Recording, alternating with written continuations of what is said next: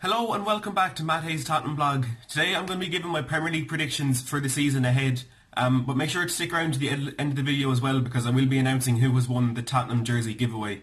Now with these predictions, I'm not going to be going into too much depth. I'm not going to go through every single team. I'm just going to kind of go through the top six, the few teams that I think could challenge for Europe and the relegation places most importantly. So starting down at the bottom of the table, I think there's a few teams who are in a really difficult position going into the season ahead. I think the main one is Brighton, and Brighton now towards the end of last season had a really disappointing and worrying run where they did come close to relegation but managed to just stave off Cardiff towards the end. So I think they, having sacked Chris Hughton as well, and they have brought in a few players, but they've also lost a few players. So like the sale of Anthony Knockart I think is a big one for them, because he was a really important part of their team, and it was a bit surprising to me when they did let him go to Fulham. So I think they would be in a bit of a difficult position.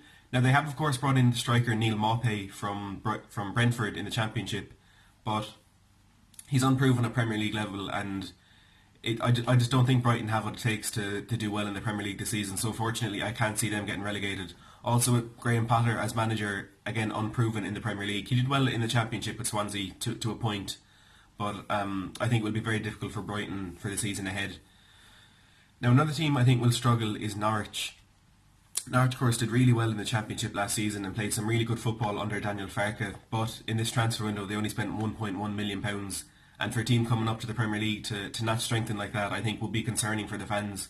Now I know Farke did say towards the end of last season that he wasn't going to change his squad too much. He wanted to stick with what he had and kind of try and keep the same rhythm going into the new season, but with the way they played football, kind of possession based, high intensity, coming into the Premier League there's going to be a lot of teams there who can just do that better than them. And it's just not going to work out for them playing against mainly the big teams, but even the mid-table teams, it's just not going to do well for them. But even looking at the strength of the teams in the Premier League this season, I don't think it's just the top six that those lower teams have to worry about.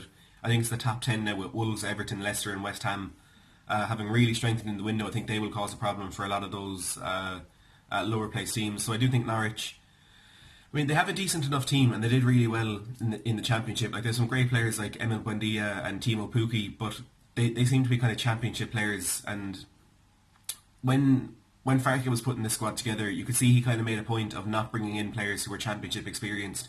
He wanted to bring in players from all different types of football, from different countries, different nationalities, different leagues, everything. He really brought together a good mix of players, and it worked out really well for him in the Championship. But as we all know, the Premier League is a whole different ballgame. So unfortunately I do think Norwich will suffer, and they might end up going straight back down again. But they're a team that I do like, and I like seeing them in the Premier League, so hopefully they will stay up, but unfortunately I don't think they have it in them this season, especially because of the small amount of money that they actually spent. Now the third team that I think could be relegated this season is Sheffield United. And I think that's kind of the easy choice to make, because they're obviously a shock team that got promoted in the Championship last season, just scraped in ahead of Leeds United in the automatic promotion places. And I mean, Chris Wilder has done really well there. He's brought them up twice now I think, and they had a really decent squad in the Championship, but I think they have an ageing squad, and kind of in the opposite to Norwich, it is a Championship squad that they have in place there. And they've brought in a few more players, mainly Ollie McBurney, but again he's one who has spent the majority of his professional career in the Championship, and he's still young, so there is a lot of room for improvement there. But unfortunately for Sheffield United, I just don't think they have it in them to stay up in the Premier League. They did well last season, obviously in the Championship, to get promoted, but it was kind of like the Leicester Premier League winning campaign. Obviously not to the same extent, but in that people, they could see them up there, but they never really thought they would actually go the whole way. And every week they were just waiting for that slip up. And I mean, there was a few times when it seemed like that happened. I know they lost at home to Leeds at one stage, but they managed to claw it back. Helped, of course, by Leeds' poor form towards the end of the season. But Sheffield United, again, I just don't think they have it in them to stay up this season. I think it'll be very similar to the Fulham promotion. They played some really good football down in the Championship and were one of the better teams there. But just that change into the Premier League, I think, is going to be too much for them. So the three teams I think will go down this season are Brighton, Sheffield United and Norwich. There were a few teams that I were considering as potential relegation candidates who I just feel will survive. Newcastle were one of them. Obviously, having lost Rafa Benitez, brought in Steve Bruce, who was a very experienced manager in the Premier League. But with the signings they've made, they don't seem to be his signings. They're ones that were kind of in place before he came to the helm. One of them being, of course, Joe Linton from Hoffenheim, striker they signed for £40 million. He was being spoken about before Rafa Benitez even left, so that certainly wasn't a Bruce signing. I think bringing in Andy Carroll on deadline day for free was a very astute signing from them. Obviously he's a player who's injured a lot, but he's signed on a pay-as-you-play basis, and when he is fit, we've all seen how good he is, how good that left foot of his is. So I think that was a good signing from Newcastle, and I do think they have enough to stay up this season.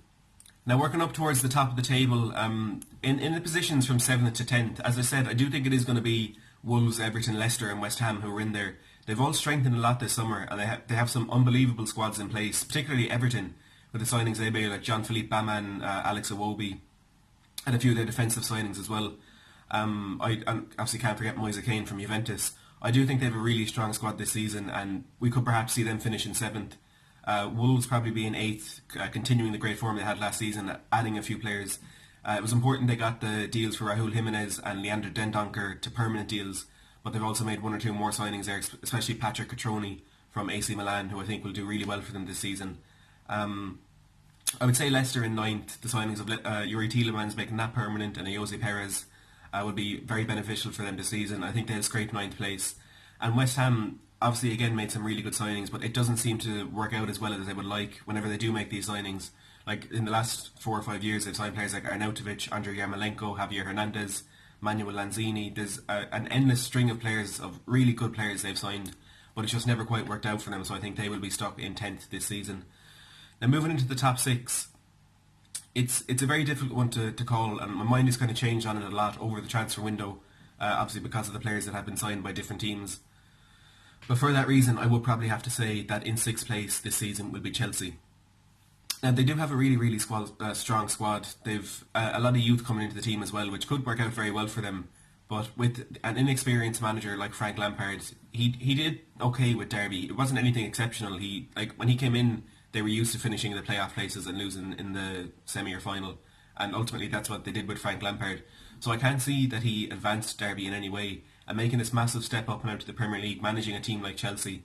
I know he knows that club better than anyone else, but having lost Eden Hazard and having been unable to replace him, I don't think Christian Pulisic is going to live up to what Hazard could do. They've of course let go of Gonzalo Higuain, and Alvaro Morata's loan move to Atletico Madrid was now made permanent. So the only strikers they really have are Olivier Giroud and Tammy Abraham. So I think they will really struggle this season. I do think they will get into those Europa League spots, but that's where it'll max out for them this season, in my opinion. In 5th place, it's kind of been between Man United and Arsenal over the duration of the window. I was thinking Arsenal because of how poor their defence was, and they really had failed to capitalise on the budget that they had and the market to get in a few defenders. Now, of course, they did do that on deadline day, and it's ultimately the deadline day dealings that has changed my mind in this, so I'm going to put Manchester United in 5th. They made some decent signings, nothing spectacular. Daniel James, Aaron Wan-Bissaka and Harry Maguire. I think personally that £130 million could have been way better invested somewhere else. They're good players that they've brought in, but they're not Manchester United winning players that we've seen in the past under Sir Alex Ferguson. They're not at that level at all. And for £80 million for Harry Maguire, I certainly think they could have spent a bit more money and gotten a much better centre back from the continent. You know, players like Diego Godin was available, but more realistically, like Kalidou Koulibaly from Napoli would have been a great signing for them. But look, it is what it is. They've made these signings, and it's interesting to note that after Man United lost 4-0 to Everton, I think it was back in April or May, it was like their 6th defeat in 8 games or something after Solskjaer was made permanent. He said in his post-match press conference that he said something like, "I'm going to be successful at United, and there are players here who won't be part of that." Now, the only players they actually let go since then is their club captain, Antonio Valencia, probably their best midfielder in Ander Herrera, and their top scorer in Romelu Lukaku, none of whom have been replaced. So it's a worrying time for United fans, I would say. There's a lot of optimism around their window, and it did potentially look like it could be a very good window for them, but there's some signings they just haven't been able to get over the line, mainly the few from Juventus and Paulo Dybala and Mario Mandzukic.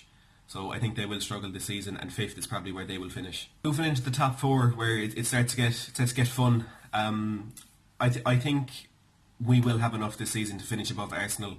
So for that reason, I'm going to put Arsenal in 4th place. It pains me to say it. I mean, I've enjoyed watching them on Thursday nights, but it looks like, in my opinion, they will be back in the Champions League next season. They made some really good signings. Nicolas Pepe for over £70 million. He's not someone who is guaranteed to be good in the Premier League this season, but he had some unbelievable stats with Lille last season, so I think he is a good signing for Arsenal. Danny Ceballos on loan, a really good player. He will help them this season, but obviously not a long-term option for them. And defensively, Kieran Tierney, a fantastic player, and he was one I would have liked to have seen at Tottenham, but obviously I'm happier to have kept Danny Rose instead. And David Luiz, he's not the best defender in the world, but he's certainly an improvement on what they have. For £8 million, I think that was a better signing than what most people are saying about that. So I think Arsenal 4th place for them this season, back to, I suppose, where they seem to belong. Not in the Champions League, but just finished in that 4th place and nothing better. Then in 3rd place, this was a difficult one for me, because I'm trying not to be biased in putting Tottenham ahead of one of Liverpool or Man City. And we've made a lot of improvements this summer. It's so crucial that we improve that midfield positions, bringing in Ndombele and Lo Celso. Now, obviously, we would have loved to have gotten Dybala in, but if these Dybala rumours hadn't been around, and if we hadn't come so close to signing him, we all would have been delighted with this window. So it's just, we were promised a bit more than what we were ever going to get, and I think that's putting a bit of a dampener on the window. But I'm happy with what's gone on. And obviously holding on to Eriksen so far, of course that could still change, I think is a good thing for us. Liverpool didn't sign any players, any first team players. Jurgen Klopp he was open from the start of the window saying that wouldn't be the case. So it's not like us last season where we tried to get deals over the line but it just didn't materialise. It was Klopp's plans to not bring in some new players. So I think unfortunately we're just not at that level yet. We're not at the same level as Liverpool, and certainly not the same level as City. So unfortunately I do think it will only be a 3rd place finish for us this season. Obviously it is an improvement on last year when we were pipped to 3rd in the last day of the season. But 3rd place for us again. As I've said, I do think we'll see a bit of a domestic cup run and hopefully a trophy. I do think we have a team that is capable of winning a trophy. The depth that we have in midfield is second to none. And maybe a Champions League run, but I don't think we will get as far as we did last season. Then it's down to the top 2, and I think 99.9% of people will agree when I say that I see Manchester City walking the league again this season. Liverpool, I think they might contend, but when it gets to the last 2 or 3 months, I think City will just have too much depth, too much quality, and just ultimately too much for Liverpool. I think they will walk away with it towards the end of the season. So Liverpool in second, for the reasons I've said, they haven't quite strengthened, and Manchester City certainly have. They brought in Rodri and João Cancelo. Lost a few players in Company and Danilo, but they're not players who were pivotal to their team last season. So yeah, I think it is going to be Man City walking the Premier League again this season, unfortunately. But look, in years to come, if we do make those signings that we want to make, maybe bringing in Dybala next season, or a player of his quality, I think it is only a matter of time before we are up there challenging again for the league title and hopefully winning 1 or 2. So make sure to leave down in the comments below what you do think about the season ahead, who you think is going to scrape into those Champions League places, and what teams you think are going to have to face the drop to the Championship. Now, so, what you have been waiting for, we're going to go on now to the giveaway, and let's see who's won the jersey. So here are my channel videos here, and I'm just going to click this Tube Buddy drop down and pick the pick a winner software here. So what this does is it scans all the comments on this video and it just picks out a random one, and whoever that is going to win the jersey. So here it says click the button below to pick a random commenter. I'm going to choose from all comments and pick a winner.